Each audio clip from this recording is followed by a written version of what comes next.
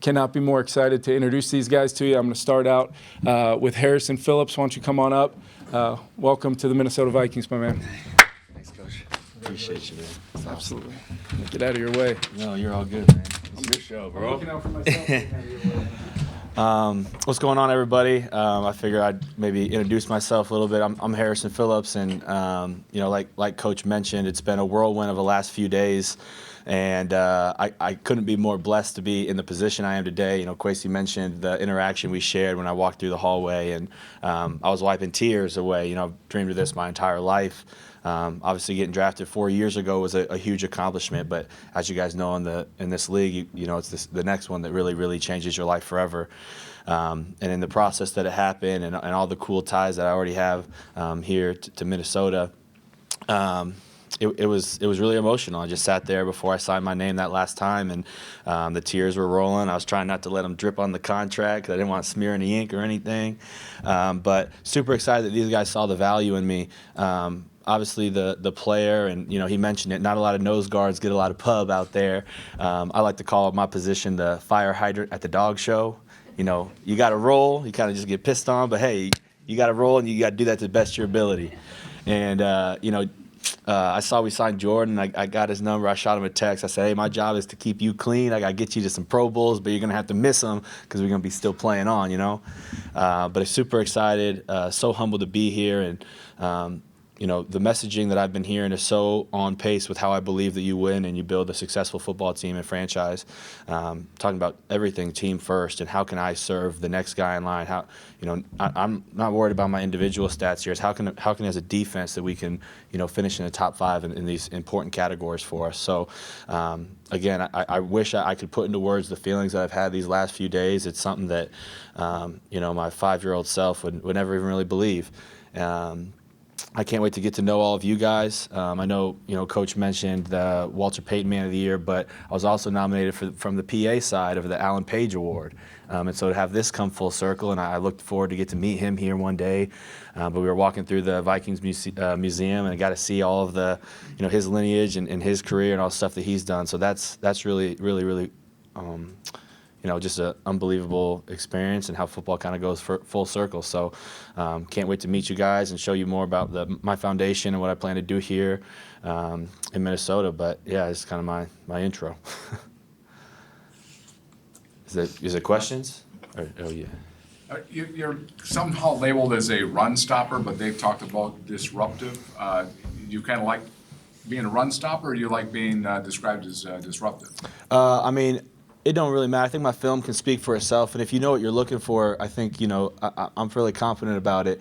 I love stopping the run. There's no doubt about it. I'm a former wrestler, and so just like mano a mano, I'm not going to let you beat me. I'm not going to let you push me back, and I love that. I love that about the game, the physicality, striking somebody in the chest. But you guys know that the league is a passing league, and any way that you can collapse the pocket, put pressure, hits, hurries, that stuff adds up. And even if you're not getting home and really getting the sack totals high, you can affect the quarterback by his eyes, his hands, and his feet.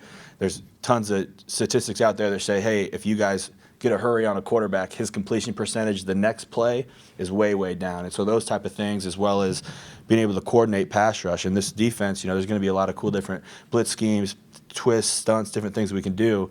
And trying to understand protections. Where's the center going to slide? Is their back and a tight end going to scat out, or are they going to stay in 7? Getting all that stuff going on in a quick pace. There's things besides statistics that go into that, and I love getting after the quarterbacks. Harrison, this defense has had its share of struggles the last 2 years. You brought in 2 new guys. How do you feel overall about the defense? I know they've had some injuries before, but have lost some guys in free agency. Just how do you feel about the defense moving forward, and how you new guys can make a difference? Yeah, well, I think that you guys know best of anyone. You guys have some amazingly talented players on the defense, and obviously, Adam, Jordan, and myself, we can't wait to find out how we can make an impact and make them better. Talking with Coach Donatel and my position coach, Coach Rump, and Coach Terry. Everyone's excited about the new wave of defense that we have and the versatility to attack that, and so. Again, I think we're all just really fired up. There are amazing components to this defense already, and some of the pieces. I can't wait to meet the guys because I've been fans of theirs my whole career. And they said we got 3 Harrisons on the defense, and I've never been on another team with a Harrison. So I'm going to say, Harrison, your turn to come up and talk, and I don't know who's going to go, but we're excited. Harrison, in Buffalo, you saw that team kind of develop into a true contender. What do you think the steps were that team took as a whole to get to where you were in Buffalo last few years? I think two big things would be like the team first approach, right? In the NFL, it's so tough with the generational money that players can make and statistics and all those things that go into play. If the buy-in from the players is to win football games and win each 1-week season, I mean, you need to start there. And then I think, number 2 is there's a thing around, culture, and I think they almost go hand in hand. But you have to have that culture, and then you can't put goals. You can't only focus on that on the Super Bowl. You can't only focus on that. It's a process to get there, and I think personally that starts with winning the division. And I think that's a thing that you hang your hat on. Winning games at home, while we have that amazing stadium with home field advantage, I think those are big pillars that at least gets you a buy-in to the dance. And I learned a lot in Buffalo. We took that organization, and like you said, they're major contenders, and the writing on the wall is here, and it's definitely a possibility.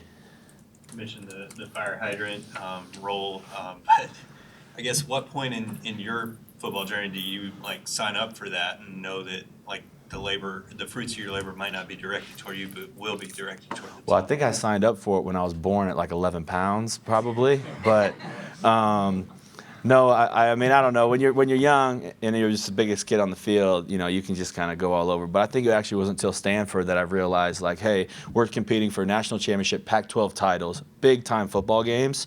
And if I swim out of my gap one time to try to go make a play, these all conference running backs can one cut and gash you for a touchdown. And so being right in the middle of the defense, I'm the closest person to the ball every snap. And there's a lot of responsibility. You have to do your job. If I'm a backside A gap and I go to the front side and he's supposed to be in the front side A gap, 2 guys in one gap means that there's not somebody in the others, and all of a sudden our run defense is getting gashed. So to be disciplined and say, hey, no, this is my job. I know the ball is going over there, but I have to maintain this gap in case of a cutback, case like that. You're not going to get glorified or pat on the back for that, but that's team defense, and that's how you finish top. I think, last year I was on the #1 defense in the NFL as we finished in a lot of the ranks. And a lot of that comes down to team defense and unselfish football players. Harrison, everybody loves alliterations, of course, but how and when did you get the Horrible Harry? Yeah, so Horrible Harry came actually in elementary school, but didn't really get real talked about till college. But my mom used to read me Horrible Harry children's books, or like Juna B. Jones books or whatever, and it really stuck when there was a book about it. Horrible Harry at recess grabbed a snake and brought it into school, and I had actually done that 2 years prior when I was in kindergarten. I found a snake out at recess, brought it into school. It was, just being a naughty little kid, and so it stuck there. And then at high school, we're from Omaha, Nebraska, so small towny feel. Everybody knows everyone. I think my mom shared that stories with someone who ended up being the PA announcer at our games.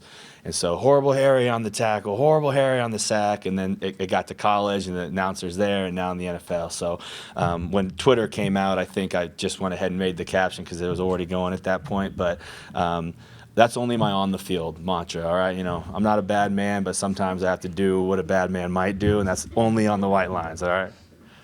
Harrison, growing up in Omaha, I guess, just sort of what's your perspective of the NFC North as a division? You mentioned winning the division and just kind of the toughness and the reputation that it has. Yeah, so it's probably the most prominent division from where I'm from. I mean, you have a lot of Chiefs fans, but a lot of this upper area, a lot of Vikings fans, a lot of Bears fans, Green Bay, that's what's on TV the most. And so, and I have some ties to Minnesota, like I mentioned too. My grandparents were born here. My dad lived here, went to school here for a while. And but yeah, I think that's kind of how we grew up. That's when you think of football, like championship football, you think of December, snowy, cold football games. And that's kind of what this division is. And so there's a lot of history amongst these 4 teams, amazing organizations. And going through the museum today, I think they said that we're the 3rd most wins in NFL history, this organization, right?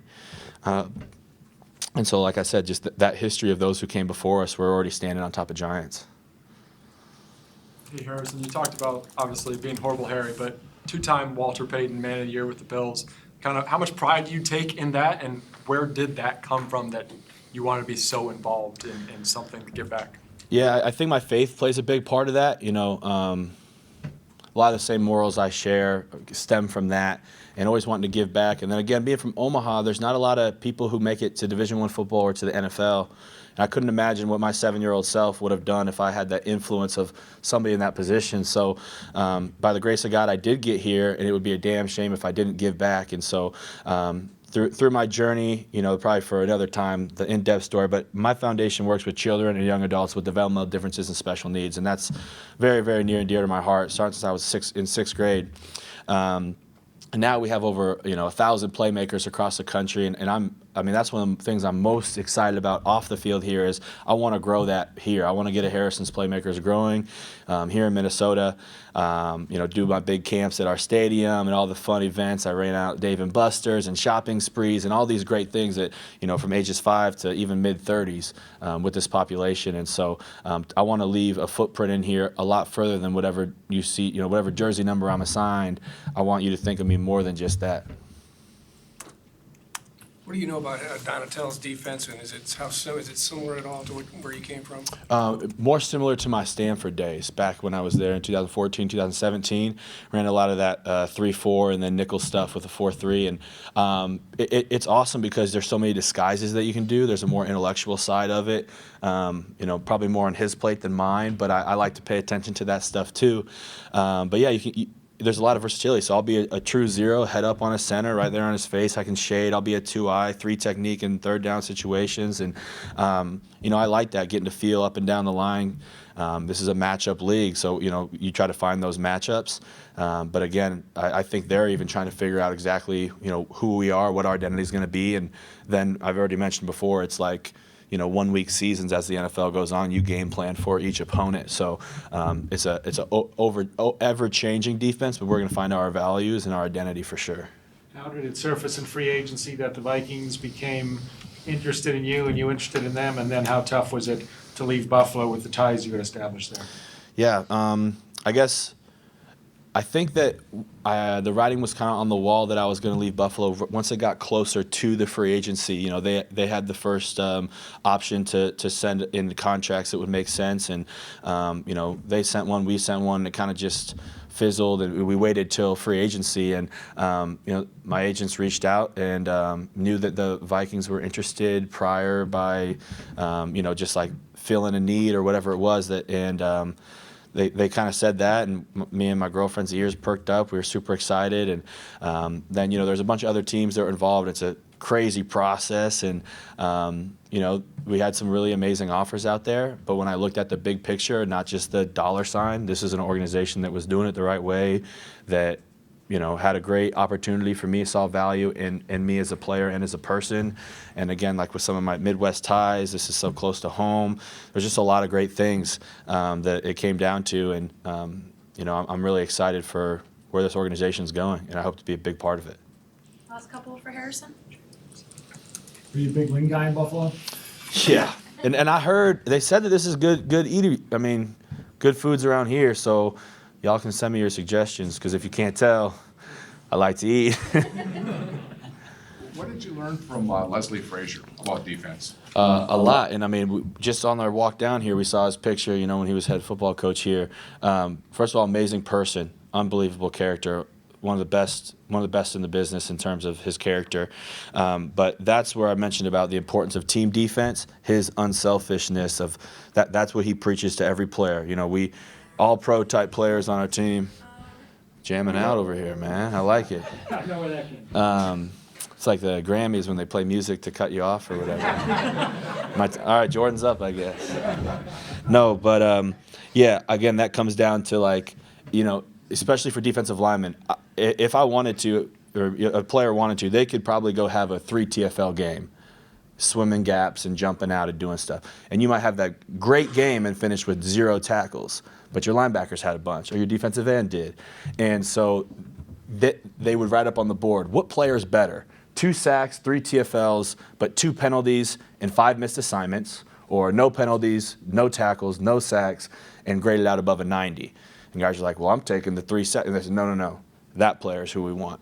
And obviously you need to make big plays in this league. Big time players do, but you fall into the plays. You don't go try to find them. You find production through the system, and I'm a believer in that.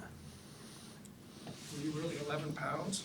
I think just under it, but I broke the record for length at Clarkson Hospital in Omaha, Nebraska. Either 24 or 26 inches. It's a big baby.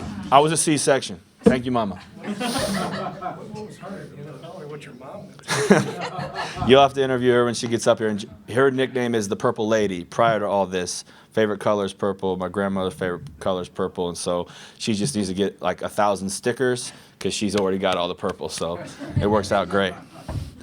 Good. Thank you, guys.